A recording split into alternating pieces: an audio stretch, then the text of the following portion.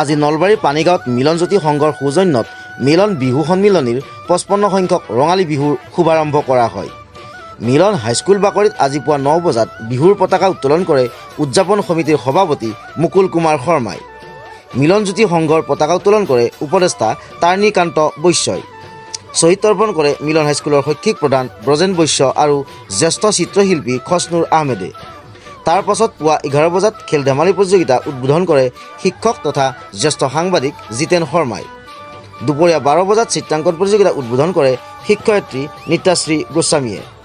উল্লেখ্য যে আজি ঘোষিত হাইস্কুল শিক্ষান্ত পৰীক্ষাত প্ৰথমবাৰৰ বাবে মিলন হাইস্কুলৰ আটাইকেইগৰাকী পৰীক্ষাৰ্থীয়ে সুখ্যাতিৰে উত্তীৰ্ণ হোৱাত স্বাভাৱিকতে উৎফুল্লিত হৈ পৰা পৰিলক্ষিত হয়।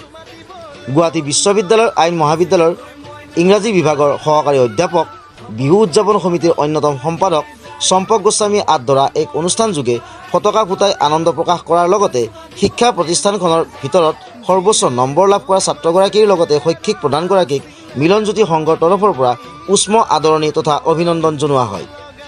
আজিৰ সমূহ কাৰ্যসূচীতে অৱসৰপ্ৰাপ্ত বিষয় শিক্ষক আনোৱাৰ হুছেইন, অৱসৰপ্ৰাপ্ত শিক্ষক ৰণেন্দ্ৰ শৰ্মা, সম্পাদক মজিব আলী, সাংস্কৃতিক সম্পাদক শিক্ষক প্ৰতিবেদক লাইভৰ সম্পাদক প্ৰধান তথা সাংবাদিক পৰিষদ অসমৰ নলবাৰী জিলা সমিতিৰ সভাপতি ৰূপক বৈশ্যৰ লগতে ফজল আলী, হেমন্ত মেধি, আলতাফ হুছেইন প্ৰমুখ্যে বহুকেইগৰাকী বিষয়ববীয়া তথা ছাত্ৰ ছাত্ৰী উপস্থিত থাকে।